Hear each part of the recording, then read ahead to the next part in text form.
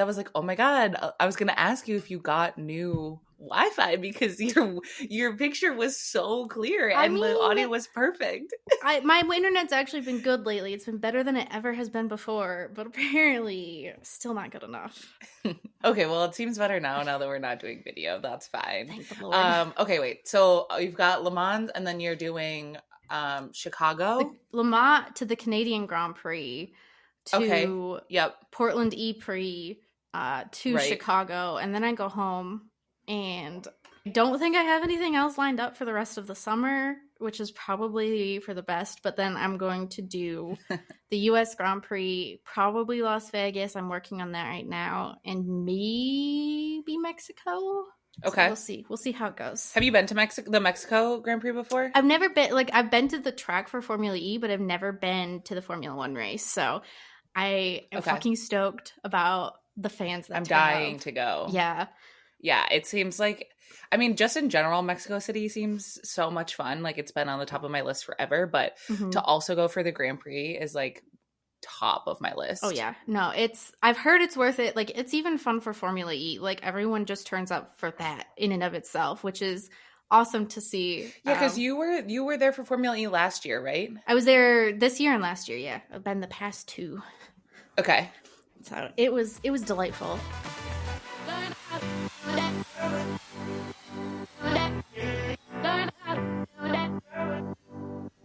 I love that. Okay, well, we're also hoping to go to Vegas at some point. Not like we want to go to Vegas. We're trying to be like, okay, who can we get to sponsor us? Because we're certainly not paying our own way, especially with these new tickets that they're releasing that you can't even see the track. Yeah. The whole concept of Vegas has infuriated me the more that I've heard about it, whether it's like the GA where you're just watching on TV or the fact that like the track is split up into sections. So you can't, like, if you're in grandstand A and I'm in grandstand B, I can't go see you. Like, that's so dumb. Yeah, it blows my mind. It doesn't make any sense. And it's $2,500 for a grandstand ticket. I know.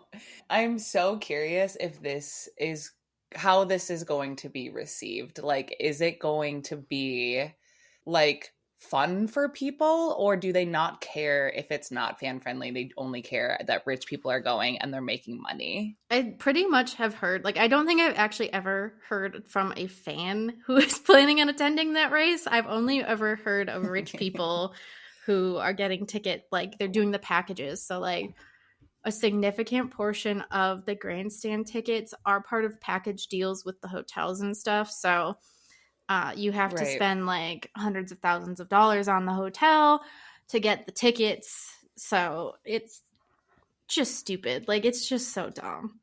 I don't know how to feel about it right now. I think as more stuff comes out, I just get like less impressed by the race itself. But I mean, I do think it will be visually cool to see them racing down the strip. So I'm at least a little excited for that. I mean, I'm so stoked for a lot of reasons, and also dreading it for a lot of reasons too. We'll see how it goes. Yeah, I don't know. I'm giving it the benefit of the doubt. No, I'm not even giving it the benefit of the doubt. I've already made up my mind about it. I want to see what happens. Yeah. I mean, that's all we can do, right? We don't have any actual say in what goes on. So I'm gonna ring up Mr. Formula One and let him know my thoughts. The Mr. Formula One. The Mr. One.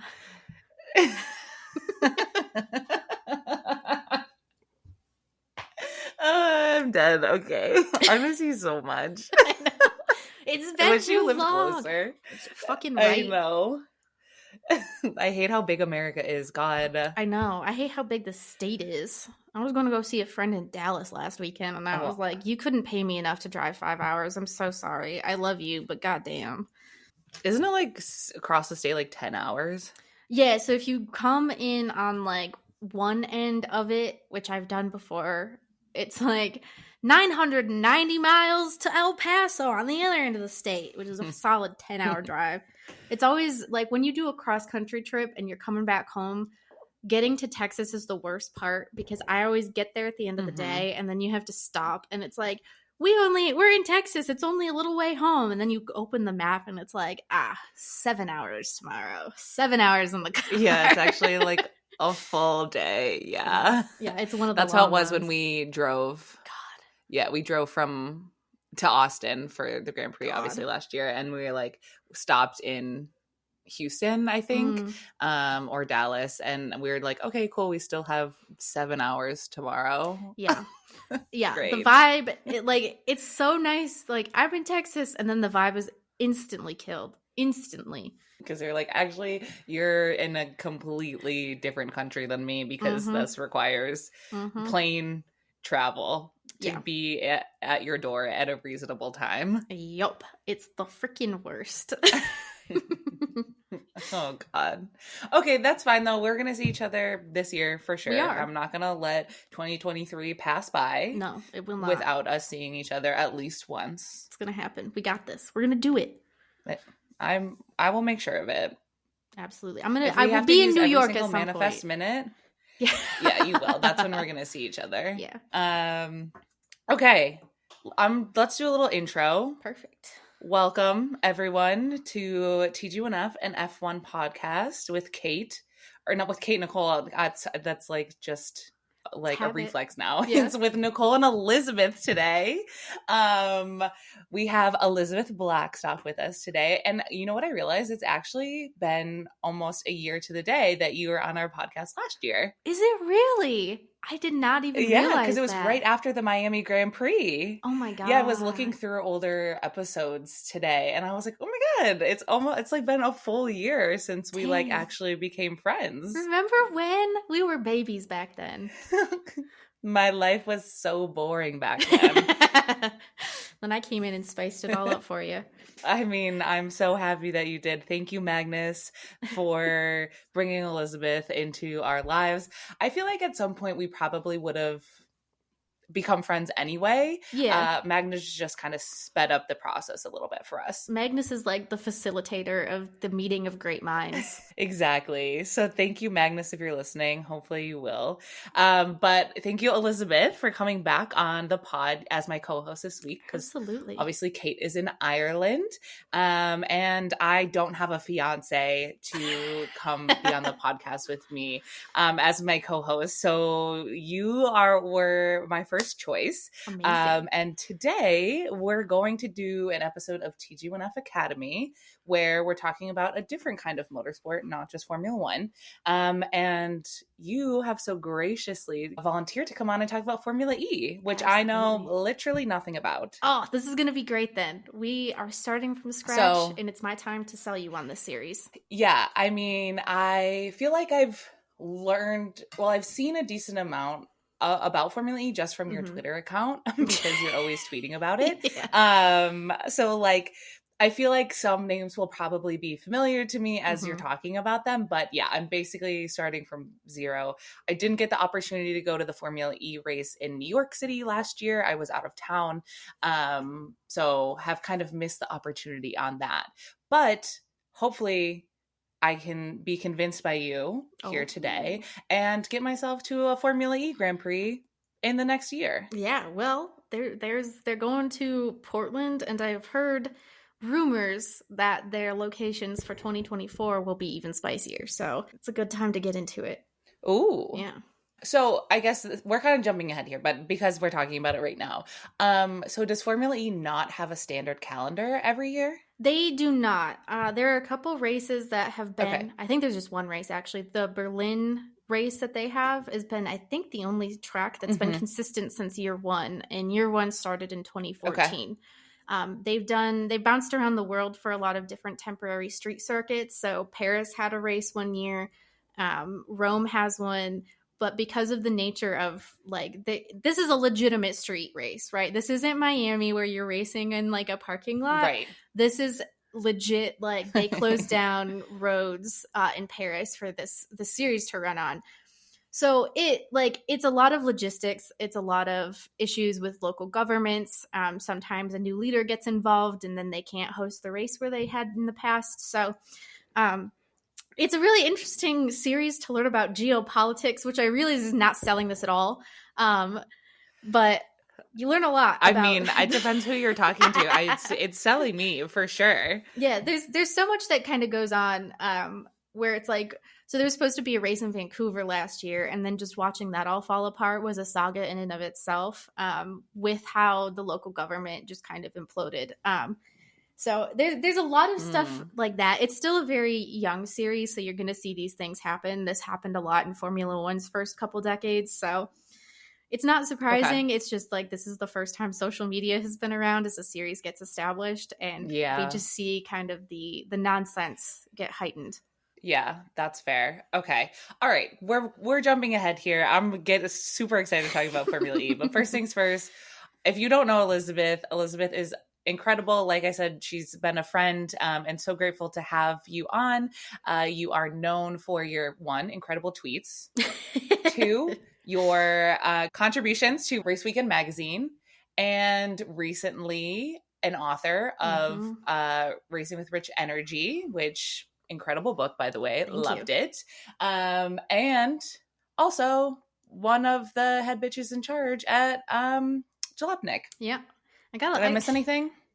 Co-host of the Donut Racing Show podcast. Oh yeah, you co-host. Yeah. Yes, exactly. I think that's she's here, there, she's everywhere. She's like Roy Kent. Yeah, exactly. She's got it all going on. Just go find my link tree, and it'll show you where you need to go. And if you're not following Elizabeth on Twitter, please do, because like I said, you're getting Formula E tweets, you're getting F1 nonsense, you're getting cat pictures. Yeah.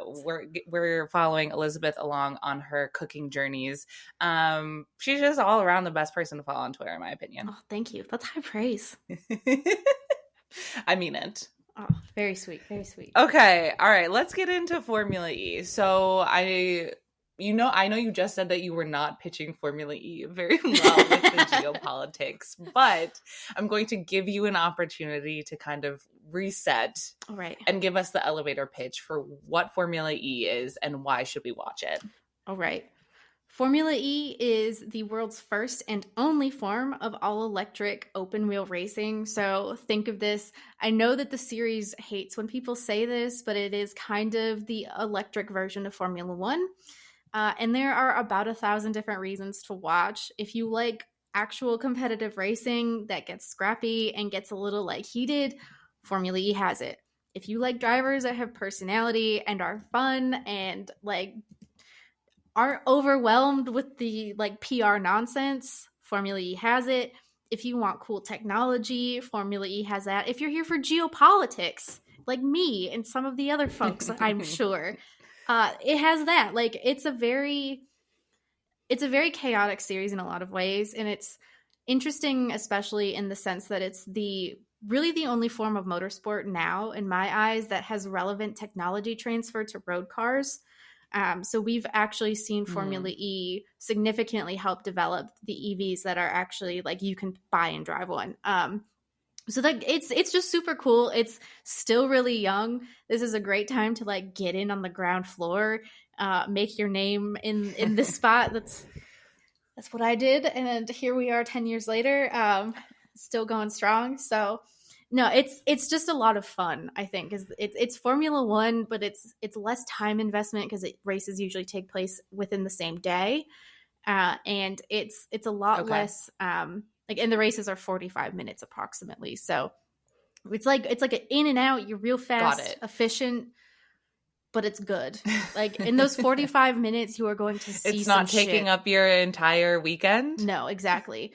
They've organized it. So like logistically, they kind of had to organize Formula E where its weekend was actually just a day. Thanks to the fact that it was closing down these public roads.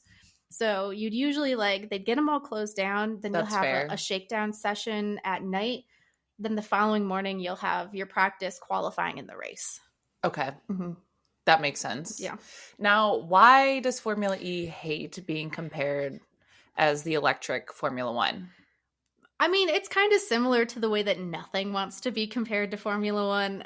IndyCar doesn't want to be compared to. It is because it is significantly different. You'll find a lot of similarities. So if you watch Formula E, they're both FIA sanctioned series, which means that they're officialed in some of kind of the similar ways. You'll notice the point system for the World Championship is pretty similar. A bunch of things like that where like obviously you're looking at them and seeing kind of a transfer, and there are a lot of drivers in Formula E who used to be in Formula One, and I think they get little brother syndrome a lot, that the sport kind of got like cast aside, especially in the early years, as just like a dumping ground for the ex Formula One drivers who didn't have anywhere else to go.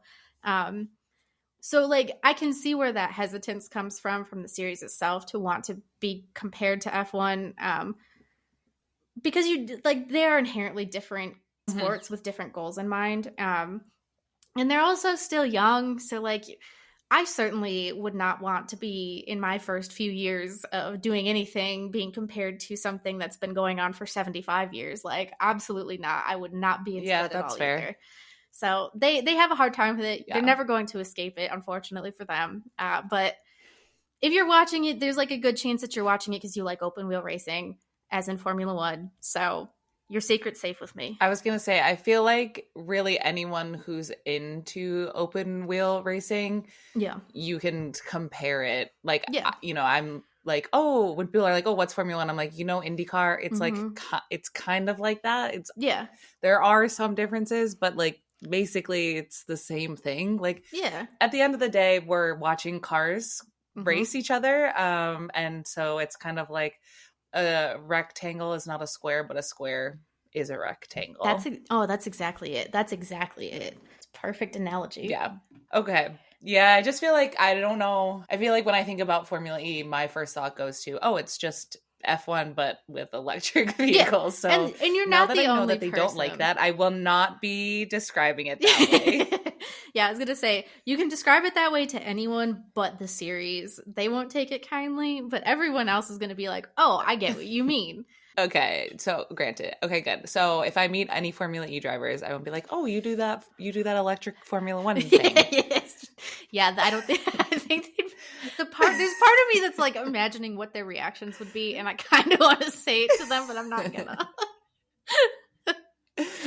Do it if you're bad. Next Formula E person you interview will be like, oh yeah, you know, like we've been getting a lot of questions about you being an electric Formula One driver. Can you tell us a bit more about that? I'm gonna get Like, banned. this is done. You're gonna revoke my credentials.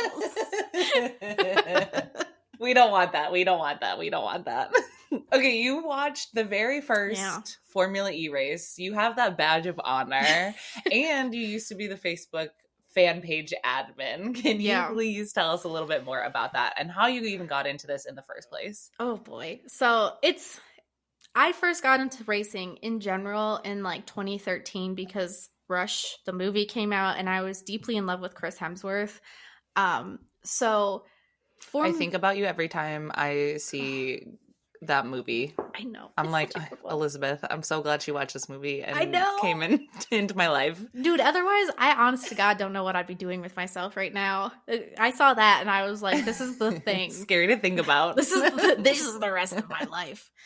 So I got really into Formula One, and I was researching a lot of like the history and trying to like find drivers that I liked. And I was finding that like the drivers I was gravitating toward had recently just left the series or were going somewhere else. And I was just a new motorsport fan in general. So I was looking kind of to expand my horizons, but I was getting like intimidated, I think, by the history of all of these different series that are out there. Like you can watch NASCAR, but it's got 75 years of history you have to learn. You can watch IndyCar, but the Indy 500's been going on for over 100 years. Like there's so much to understand that it was so overwhelming that when I first heard about Formula E, there were two things that got my attention. The first one was the legitimate interest of, well, this is something brand new. So when I'm watching this race for the first time, everyone else is too. So we're all on the same page. We're all on the same footing. Everyone is a first timer.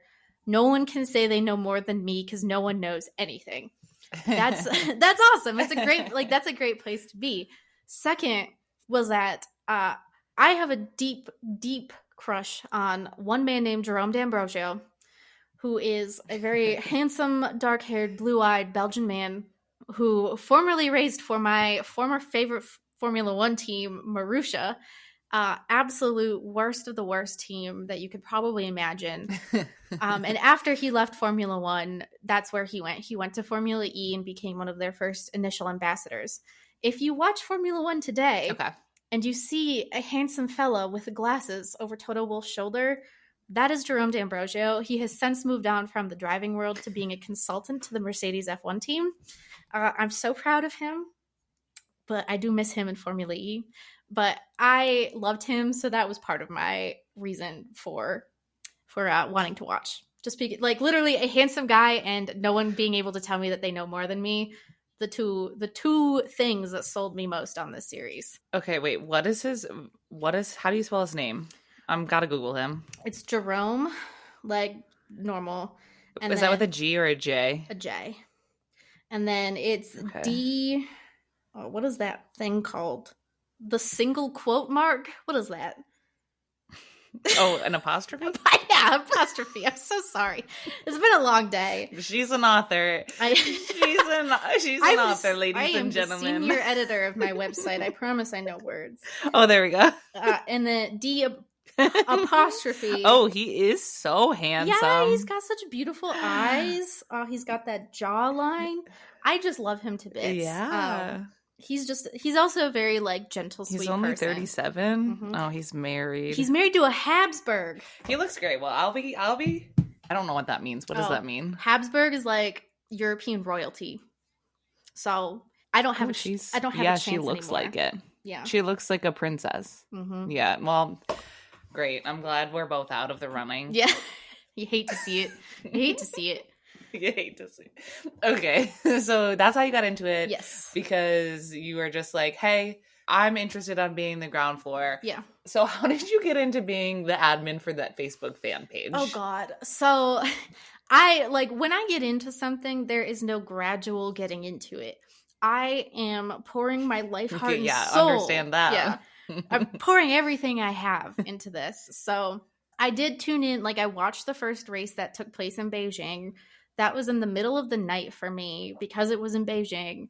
It was the stupidest track layout. They somehow turned 6 turns into 20, thanks to the liberal use of. Is that what you just tweeted? Yeah, yes, the worst trick. It's a square. Okay, it's a square, but they put chicanes in there. Yeah, it looks really stupid. That was the level of first season Formula E. Like, it was just a shambles. But it was fun to see, like, this is history kind of being made. So after that, like, I'm all in. I watched that first race and I was like, I'm freaking obsessed. I'm buying tickets to the race that they had in Long Beach in the United States that first year. I'm going into it. And then shortly, I think after that first race, Formula E posted something about they were looking for fans to run their fan pages. So these were officially sanctioned Formula E fan pages that you had to apply for like a job, but it was a volunteer thing. So I wasn't getting paid to do this, but it was like, just contribute however much you want. So they had these for multiple countries around the world, and I was in the USA one. I went and looked at the page today. We had like 300 people who liked it. It was a great time. My friend Remy and I both were admins along with I think 2 or 3 other people. And it was literally just that. Like, I think we were the 5 people who watched Formula E in the United States. So they kind of just gave it to us, which was nice. We did a lot of like autographs, giveaways, and like live from the pit lane kind of stuff. And it was so much fun. Like, I had an absolute blast. And then we ended up going to our first race in Long Beach. And that was, oh my God, we got away with murder at that race, honestly. Because we were the only 2 people who showed up who knew what was going on. Like, I came to this race with banners made. I painted a flag for Jean-Eric Verne because I loved him to bits. And I think I was the only person there who had any sort of idea who these people were. So it was a lot of fun. Like, it was really interesting times. I'm screaming. Yeah, it was great. I mean, also, yeah, like, I know when any sort of fan community starts, it's kind of like the wild, wild west. So I'm sure there were so many fun, chaotic moments from the early days of the Formula E fandom that you probably look back on and we're like, oh my God, if that were to happen today, like, it would be nuts. That would be insane. I was going to say, so my friend Remy and I went to Long Beach, and all of these teams were hosting Twitter contests and no one was responding to them but us. So we just like, Remy responded to the Amlin Aguri team, and then we got like a paddock tour and we got to meet the drivers and hold their cars and hold their trophies and like see the cars. Whoa, I was gonna say, wow, you are like so strong. And then I responded to the Mahindra team, so we got paddock passes for the rest of the weekend, even though the paddock was just like a bunch of easy up tents and some really banged up race cars. It was still a lot of fun. It was like this is where I want to be for the rest of my life kind of vibe. But man, like, if they had a contest like that today, that everyone would be overwhelmed by the amount of people who were responding. Back then, it was just like us. Yeah, no, they were like, we're hoping at least one person reaches out about this. I was gonna say, if not, we're gonna be in trouble. Like, if I hadn't done it, who else would have? I had to do them a favor. Well, you know, I'm sure you will be written about in the history books of Formula E. I certainly hope so. It's 75 years down the road, and they're like, "Hey, remember Elizabeth Blackstock? She used to run the admin for the Facebook group." And people will be like, "What the fuck is Facebook?" All 300 of us, they remember. I'm dead. Okay, I'm sorry. Little side break. Yeah. We do have sights on Danny Rick at the Met Gala right now. Really? He's for reals. He's actually there. I thought that he wasn't actually going to be there. Yeah, this is not a rumor. There's photographic evidence he is leaving the hotel. That's fucked up. On his way, and his outfit is kind of basic, but that's okay. It's nicer than a black suit, and that's all I have to say about that. You can't win all your battles. I'm gonna send you a pic. Please do. And this is just like a live stream from TikTok, I think. So it's not like a full, but we're on the ground. This is what we're working with right now. Deep dive investigation. Well, everyone's been freaking out all day about the rumor that he was going to be there. And I was like, I'm not believing it until I see photographic evidence, because some of y'all believe the Taylor Swift and Fernando Alonso rumor. So I can't. I was going to say, it's engage with some people in this fandom. So like, the Taylor Swift Fernando Alonso thing is now my new favorite meme. But no, I don't believe it in the slightest, even though I have fucking fan fiction ideas in my head about how they met. Let me be clear. Is it one of the funniest things that this fandom has ever taken and run with? Yes. 100%. Is it slightly believable at all? No, it's not at all. It's just kind of like, and to see some of these grown-ass men talk about it as if it is fact, I'm like, who vetted this? Who are letting you talk about this? Oh, his outfit is real it just boring. Makes me laugh, because I'm like, yeah, it's pretty boring. But, you know, Chanel's not really bringing much to the table anyway. So it's like kind of a boring theme anyway. Well. So what are we to do? Do better next year, Daniel. All right. Hopefully, you know, once he has his own Hulu TV show, maybe he'll be back on the grid next year. Yeah. And he'll have money maybe for next a year better it'll be like motorsport themed. Motocore is like Kate and I were discussing like at what I know, we were like, at what point in the future do you think it's going to be completely reasonable for motorsport to be so much part of the pop culture again, that like we're seeing them, like people from across a variety of motorsport platforms like be invited to these high culture events? Well, that's interesting. I want them to get I said like in the next like 3 to 5 years. Yeah, I think it's gonna happen. Like I feel like in the next 3 to 5 years it's gonna become, they're gonna be like NBA players. Like they're gonna be so part of the main conversation, like that we're not even going to be surprised that they're there. Yeah, it's like pop culture items in their own right kind of thing. Like household names sort of stuff. Exactly. Which would be kind of cool. I think it's going to happen. You heard it here first, folks. It's predicted.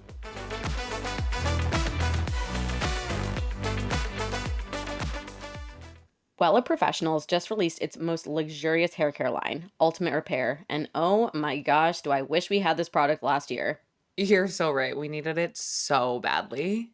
I was just looking at photos from the Miami Grand Prix, and I cannot believe how frizzy and out of control my hair was from the heat. That was like the hottest week of my life. Literally. But after using Wella's Ultimate Repair Miracle Hair Rescue, I've been noticing that no matter what I do or how hot and humid it is outside, my hair stays shiny and smooth, which just shows that it doesn't just talk the talk, it walks the walk, you know? The product claims to repair hair damage in 90 seconds with less breakage and smoother hair, and it absolutely does exactly that. Exactly. The whole line uses patented technology and uses alpha hydroxy acid to rebuild hair bonds from the inside, and omega-9 to replenish outside layers and smooth hair, and it absolutely delivers on that promise. Yeah, they've got my vote. Wella for President 2023. I'm starting the campaign right now. I will join you, but if anyone out there is heading to a summer race and wants to make sure your hair stays shiny and beautiful, you can purchase Ultimate Repair Miracle Hair Rescue at Ulta now, or you can go to Wella.com. That's WELLA.com to learn more.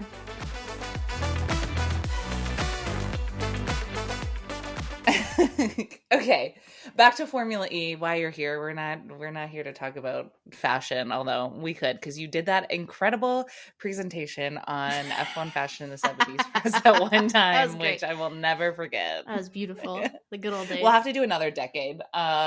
There's the 80s and 90s. I was gonna say the 90s, the travesties of the 90s cannot be forgotten.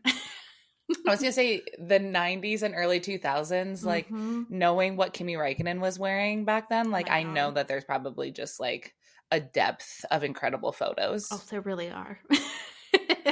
The frosted tips knew they knew no bounds. So the frosted tips of it all, literally, it was a dark time for everyone. I think Justin Timberlake really did something there, and it set us all into the darkest timeline.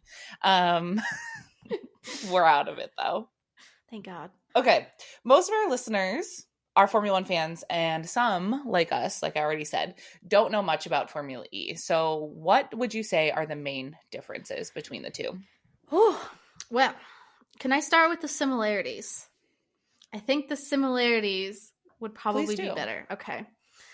On a very basic level, Formula One and Formula E cars look the same because they're both open wheel. They both have that protective halo feature, whereas IndyCar and other American series have like the big windscreen. So you'll notice like some similar cues in design between the two. They're both FIA sanctioned, as I mentioned. So the point structure for the race winners is similar. The team format that they have is also very similar in the sense that there are 2 drivers per team. And there are roughly 10 to 12 teams at any one time. And you'll also have like their temporary garages will be split up in half. So one side is dedicated to one driver and one to the other. Okay. And there's also some like crossover interest between the Formula One teams and Formula E. So McLaren is running its debut season this year in Formula E. And Mercedes also last year competed, and I believe last year they won the championship with Stoffel Van Dorn. So Mercedes had a whole thing, and they're not in it anymore because they thought they got the best and everything they possibly could out of Formula E, so they didn't need to stay. So that's why we have McLaren. But I think that's like predominantly the similarities. Everything else is fairly different. And so what would you say like the biggest, like 3 differences between the two? So you don't have to list like every single one of them, but like people who are familiar with Formula One would immediately pick up like, oh, this is different. All right. So I think the big one is, like I mentioned, pretty much all of the action takes place in a day, unless it's a double header weekend, and then you'll have practice, qualifying, in the race twice. So those practices takes place usually really early in the morning. Qualifying's roughly around noon. The race itself is it used to be a timed event, and they now count it by laps, but they calculate the Okay. laps to be roughly 45 minutes.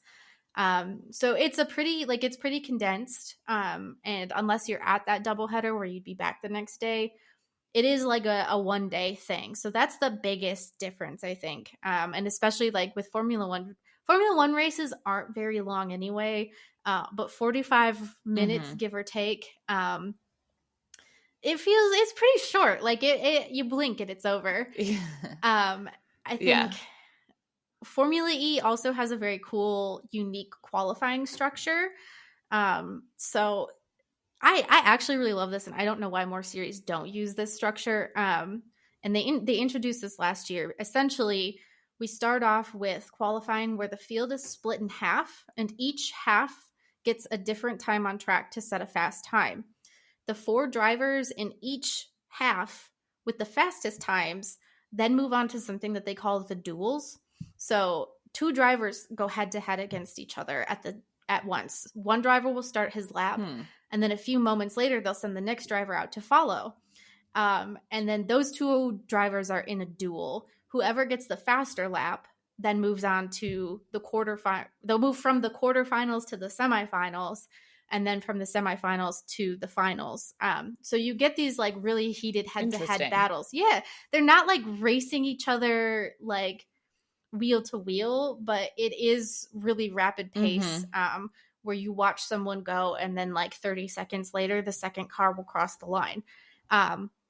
It's really like I thought it would be hard to follow, but I was surprised by how much simpler it was than a normal qualifying session, even for something like Formula One, just because like at any one time I only had to care about 2 people, and they have great graphics on the screen that show you sector by sector how their times have compared, so you can kind of get a sense of who's doing better and who's not. So it's really interesting. That I would say is like that's one of my favorite parts of Formula E currently. And that is also a massive, massive difference between F1's style of qualifying and the final difference is how do I put this? Formula E has really liked its gimmicks. So back in the first season, the batteries of the car physically could not last an entire race distance. So the drivers would have to pit the car, jump out, and hop into another car, buckle up, and then go back out onto the track. It was a mess. It was this like I thought it was really fun to watch. I mean, I can imagine. Yeah, it was so fun to watch, but it was also so stupid. So they got rid of that, but then they realized like, well, we don't have to pit anymore. So like we don't have strategy. What do we do now? Now that current thing is something called attack mode. So if you're watching a Formula E race, you'll start to notice drivers driving really far off the racing line.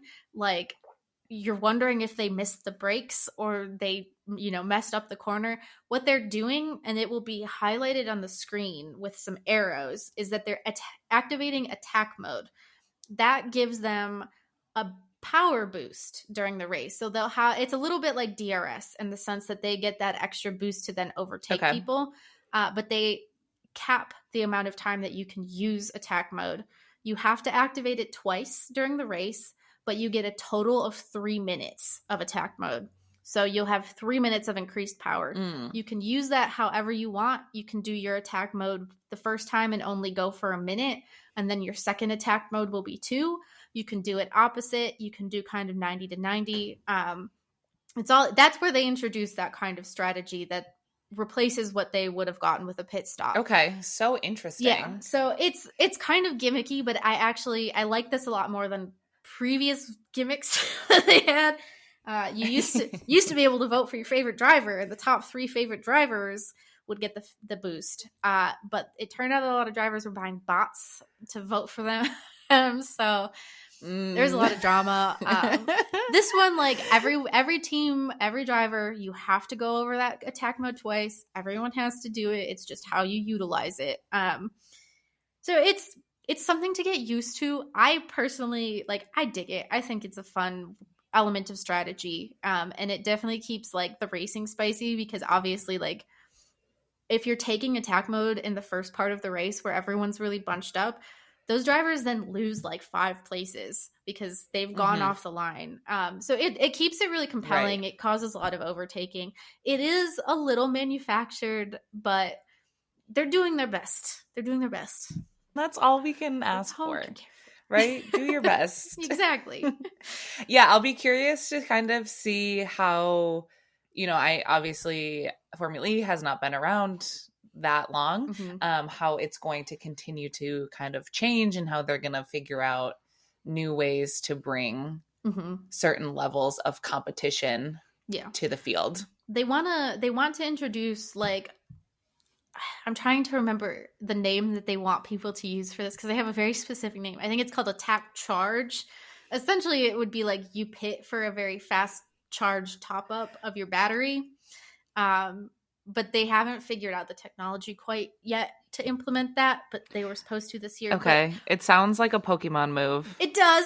It really does. But I'll be interested to see how it plays out. It will still inevitably be better than watching drivers switch cars. So it's all uphill from there.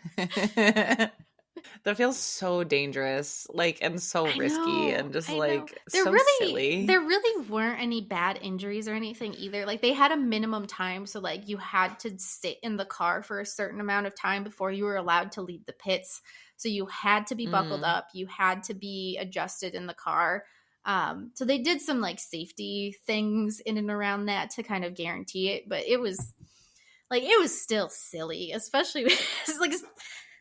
I don't know. Some of the short drivers like trying to get out of one car and get like into no the other other. way to describe it. Like silly. It was silly. It was just silly, and it was great.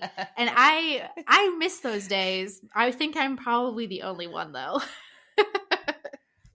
Start a petition. Bring back the silliness of car switching. Maybe just for like one weekend a year. See how they can still compete with that. Exactly. Just do a little like exhibition race. It doesn't. Okay, so I know you touched. Yeah, exactly. I know you touched a little bit on some of the teams in Formula E, but can you walk us through a little bit more about the team structure? Are there any limits on the number of teams that can participate? And kind of what that looks like? I'm not sure. I'm actually not sure on this one. I don't think there are any limits on the number of teams that can participate in the way that there is with Formula One, largely because the series just wants as many people to be interested as possible. The biggest difference that you'll notice with Formula E and Formula One, like I mentioned, like it's 2 drivers. Each driver has their own little crew, very similar to F1. The biggest difference is, oh God, where was I going with that? The team names will change. That was what it was. The team names, the teams that start, like there's some teams who have been here since the beginning, but their names have changed so dramatically that like you need a genealogical study in order to figure out where they went. And some sponsors have jumped, like a title sponsor will jump from one team to the next team. So that can be really difficult to keep track of. And that's even coming from me as someone who has covered the sport and like followed it since the beginning. At the start of every year, I've had to make kind of a flow chart for myself to remind myself like, okay, this team turned into this team. This team stopped racing completely but was bought out by another team. And so now they're here, but they took the title sponsor of a third team. Basically, my advice is just show up and the vibe. Continuity. They're like, yeah, okay. I was gonna say, I feel like that's so confusing if you're trying to create a very strong fan base to have it switch. Like that doesn't feel like strong marketing to me. But what do I know? It's Bad News Bears. They've had a lot of criticisms with the. This season, they introduced a whole new kind of brand marketing package. Changed everything from the logo to the font to the color schemes of what Formula E was associated with. And I understand the reasoning as to why they did it. I think it's very legitimate that they were trying to transform the series from being like a cold, clinical, analytical blue color to like vibrancy. But 10 years feels like it feels a little too late if I'm honest. So yeah, Formula E has not been the best at the consistency with marketing, and you generally will just know that your driver has gone somewhere within the series and you follow that person. It's on your own personal interest. You Mhm. have to figure out what the new team names are, who's Yeah. where. They're not spending any additional money No. on hiring PR or comms to do that No. for you. No.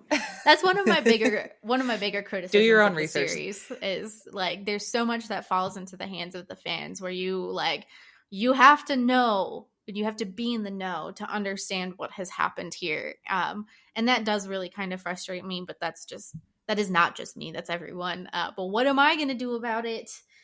I don't work for the series. I mean, yeah, they couldn't even pay you to run the Facebook page, so they're certainly not taking care and consideration to making sure the fans know what's going on. No, it's all on you. That's part of the charm. It's part of the fun. It's part of the is. intrigue. You never know what you're going to get. Mm-hmm. I'm never going to explain myself to someone, so why should Formula E? Words to live by. Okay. What or who are some of the main characters we should know about in Formula E other than yourself, obviously? I was going to say, me. I think local celeb. The US based influencer for Formula E, me, yours truly. It's so hard because Formula E kind of naturally lets everyone have a personality.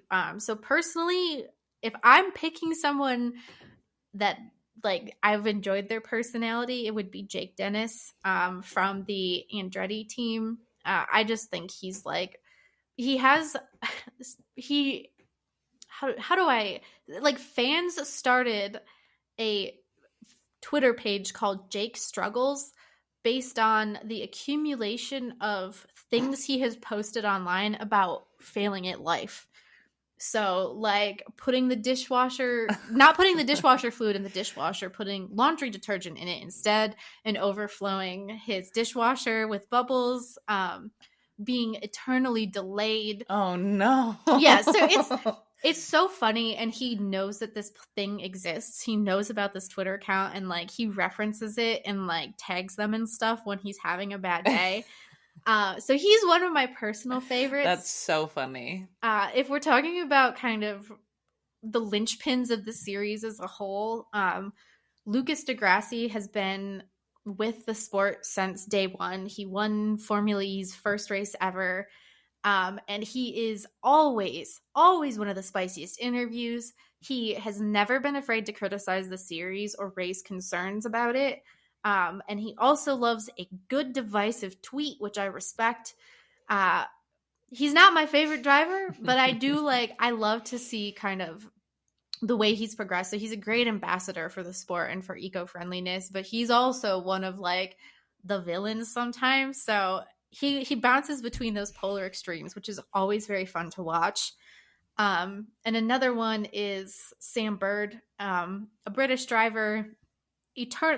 He's somehow always the underdog because he has also a lot of very bad luck. So he's just funny and also very nice too. So I think he's like a personal favorite. Everyone has adopted him at one point or another. Everyone wants to see him do well. I don't think there's a Sam Bird hater anywhere in this world, which is an impressive thing to have accomplished in motorsport. So good on him. Huge, yeah. And I think honestly, it's not necessarily like one personality, but the commentary and the presenters that Formula E has hired have historically always been a high point of the coverage.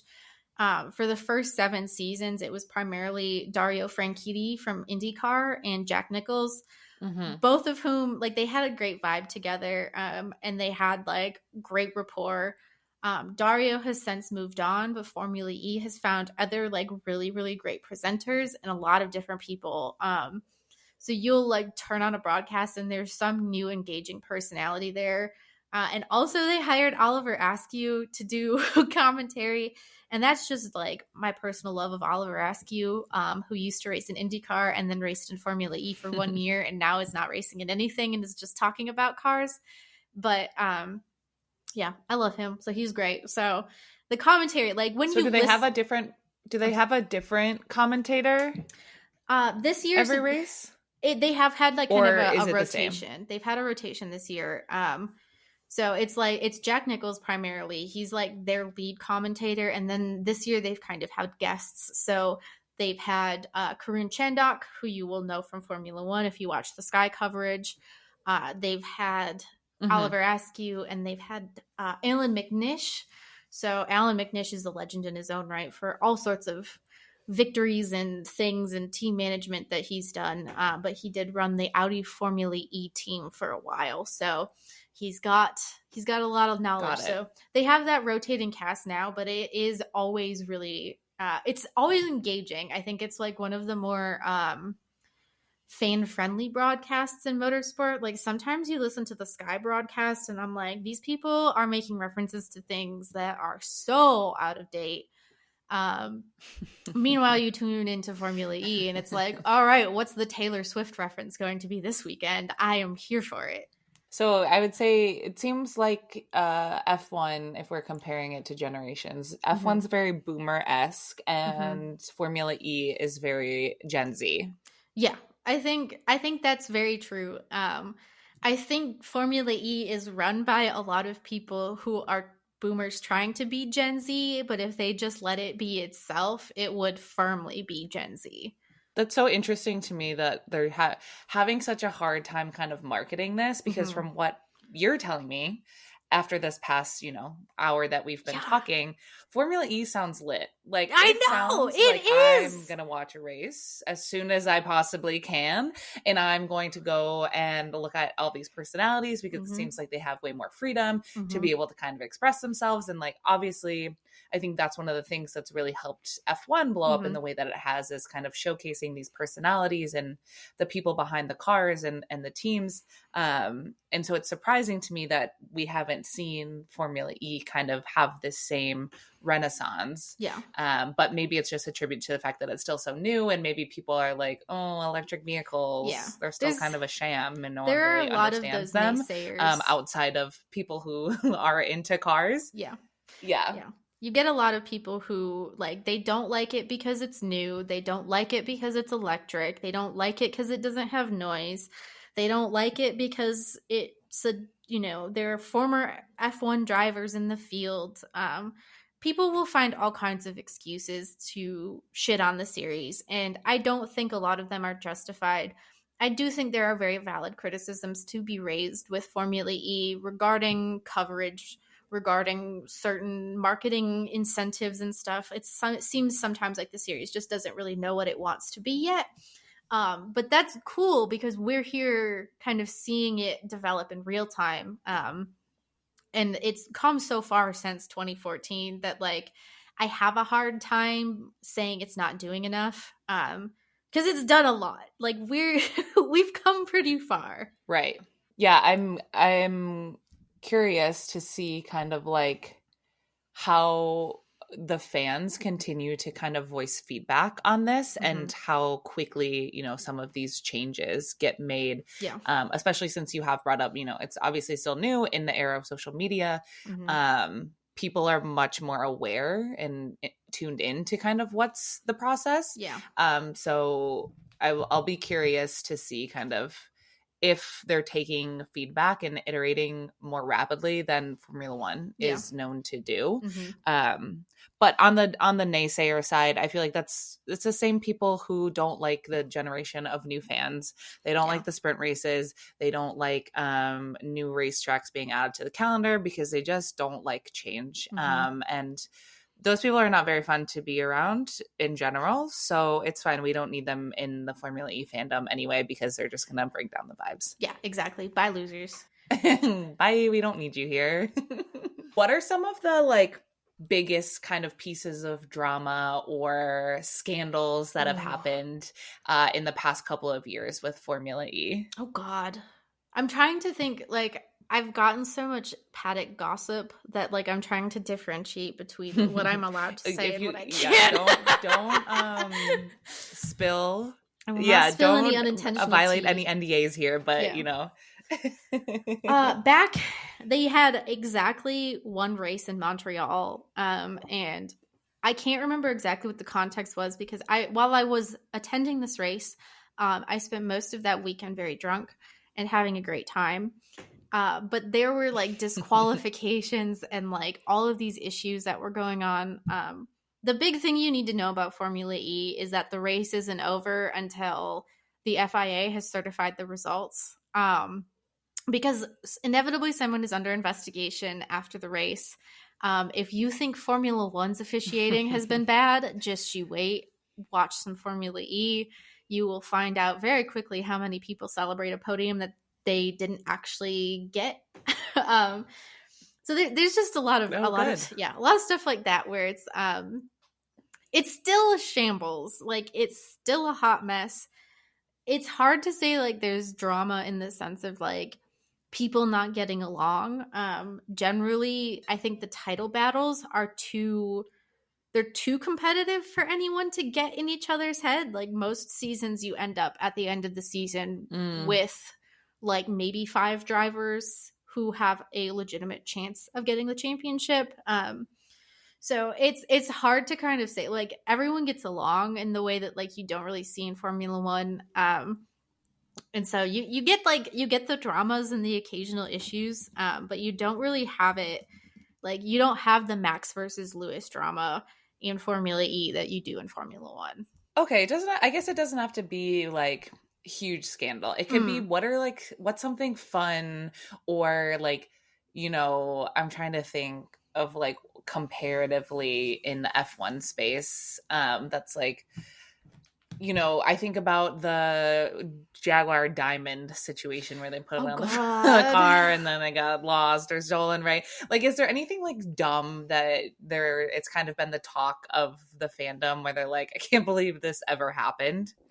Let me think for a second because like I feel like every time I finish a Formula E race, I have discourse. Like I need to log on to the internet and talk about it.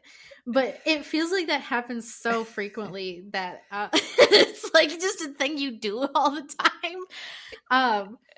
It's just so regular. You're like, it all blends together. Yeah. I will say the first race ever had, I think, one of the most dramatic of moments I've ever watched on a live racing broadcast. As they were heading into the end of the race, Nick Heidfeld and Nicholas Prost collided, and we had a car in the fence, like cockpit into the fence, driver's head into the fence in the first race, and I believe the car flipped over.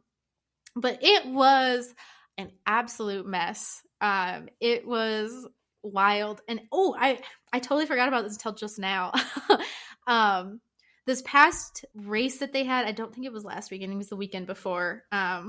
They had climate protesters jump onto the track and attempt to glue themselves onto the track. So there was a lot of drama, I think, that went around with that because it was like, well, why are they protesting the climate at an electric car race? First of all, they were protesting to make a statement, and this was something streamed internationally, so of course, like, it makes sense. Mm-hmm. But also, I mean, I hate to get into the dirty money, but Formula E, like, the title sponsor for that Berlin race was a subsidiary of Aramco, which is a Saudi Arabian oil company. So, like, Formula E is admittedly, like, taking oil money for its electric cars. They're still shipping them across the world. Like, there's still things to be addressed in Formula E. It is not a perfect series. It's carbon net zero, but that is primarily due to offsets, not because they've made significant changes within the function of the series. So that was another good one. It's like one of those things of like every time I tune on into a race, I'm like, what weird shit is going to happen next? Yeah, especially with the climate change. Like I saw a lot of discourse around that. That kind of, you know, took up a lot of my timeline. But a lot of people were like, okay, why would you do this during a Formula E race and not Formula One? Okay, well, there's no race in Germany, Yeah, right? So it's exactly. like, okay, well, those people had their had something in front of them and they decided to take action. But I think obviously got a lot of conversation started, so they got what they wanted out of it, Exactly. right? And I They think we can always continue to push for more progress. Mhm. Obviously, you know, Formula E, like you said, is not perfect. The fuel, like the carbon offsetting, is Yeah. not 100% there. But this is one thing Kate and I always talk about. People get up in arms about things that F1 is doing, and we're like, progress over perfection. If Yeah. you have to expect it to be perfect right out of the gates, you're going to be miserable and upset every single time. Exactly. So I think all we can continue to do is just advocate for Formula E to continue to push in those areas. And I'm sure that they will. That's the Yeah. whole point of the series, Mhm. is to take what they're learning here and utilize that in the road cars, like you said earlier. And so why would they stop now, right? Yeah. Like they're pushing for progress. And that's all we can ask for. Exactly. Exactly. Also, Formula E cars, in terms of drama, they are designed to hit each other, so they do that a lot. So if you if you want to watch pieces of carbon fiber go flying, this is a great series to do that. Okay, that's also a good I think selling point, because Yeah. some people are like, oh, I like when, you know, there's exciting things happening on the track, like when they crash into each other and Mhm. there's, you know, they go wheel to wheel and kind of tap each other's Yeah. sides. So, you know, if you're not happy with the level of contact in the Formula One, This maybe you is should try yeah. Formula E. This is the good middle ground between Formula One and NASCAR. These Yeah. cars have the ability to hit each other a little bit. They're designed that way because they race on street circuits that are very tight and close. Just the nature of what it is, and it's very freaking fun to watch. Like, I promise you, sometimes there's just a very primal joy in watching two angry men trying to go for the win and both of them hitting each other. That's humanity, you know. That's what the Romans were doing at the Colosseum. They were just watching angry men fight each other, and Exactly. like we're still doing It's that in our today. blood. It's in our blood. Okay, one, I know we're kind of running up on an hour here, so you know, my one last question to you Mhm. is, who are your favorite Formula E personalities? I know we talked about like drivers and Yeah. commentators a little bit, but you know, journalists or content creators that people should follow to get more into Formula E. So this is a really interesting one because the series is still so new that there aren't a ton of content creators. So if you are into motorsport and you are looking to kind of create your niche, this is actually a really great place to do so. We've seen like such a cool spike in Formula One recently, but that has been very recent. And Formula E hasn't quite caught up to that yet. So Yeah. there is a big kind of opening here for a lot of people, but there are folks who have been into this for a while. So like I don't want to just be like, please go follow me. But No, I but like you should. but I'm one of those people who has been here since the start, who kind of has that context. And if you ever have questions and you are listening to this, please just at me and ask them. Formula E often does a poor job of explaining things, and I am here to help. Hazel Southwell is another one. She's been a maven of all things Formula E since the start. She's no longer actively covering the series the way that she used to, but she still has a lot of really great insight and updates and programming notes and explanations of the weird series specific quirks every Mm-hmm. weekend. So absolutely follow her. In terms of just like interesting, like visually interesting people to follow, Nikki Shields is one of the commentators of the series. She is one of those like ultra glamorous, super fun, knows everything about Formula E, but isn't like, she's just kind of light and casual with it. Mm-hmm. And so she's another great one. Like, I had dinner with her in New York City and just like, I already liked her, but at that point, I think I fell in love with her. So she's another great one. Mm-hmm. I highly recommend both of those.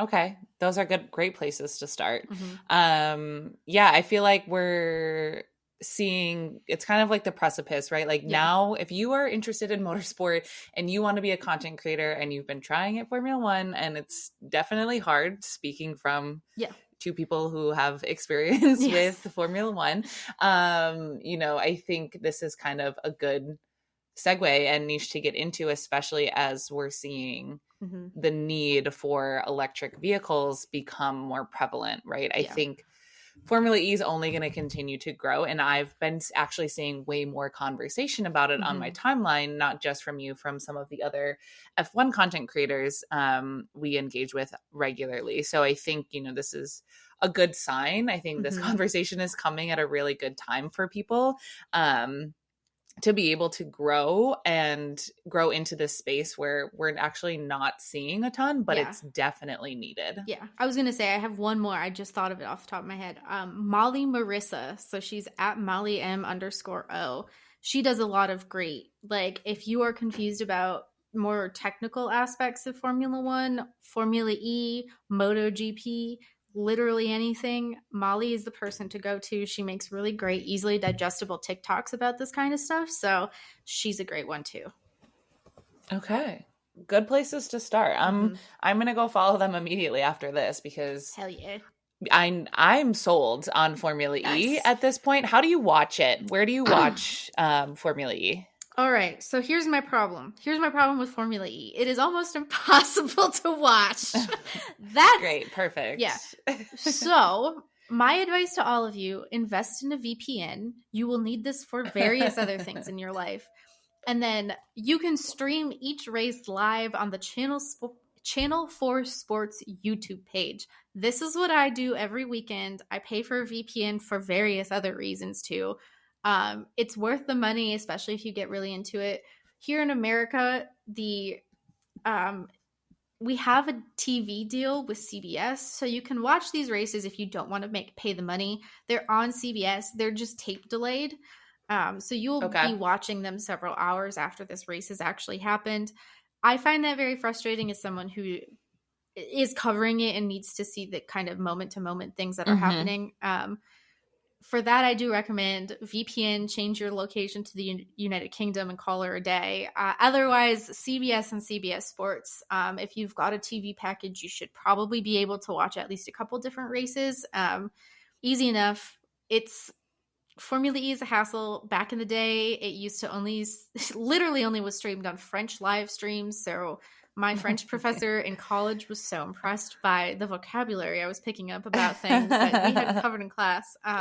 So it's gotten better, but it's really not great. So CBS if you want to watch it tape delayed, VPN if you want to watch it any other way. Yeah. Well, I mean, listen, with Formula One too, we are blessed now that ESPN picks up all of the races and they're played at normal times, but this is not how it always used to be. And you used to have to go searching for the streams to be able to watch it. So I know Formula E will get there. Yeah. And I promise you that it is worth the effort that you will have to put in order to watch one of these races. Like, they're quick, they're easy, they're fun. And generally, I don't think I've ever watched a Formula E race that has made me upset. I think I've always walked away with a smile on my face. So I don't get that with Formula One. I get that mostly from Formula E. That's an incredible final note there. I will say I do have a VPN because I paid for it because I really, really wanted to watch 365 Days on Netflix, but it was only streaming in Poland at the time.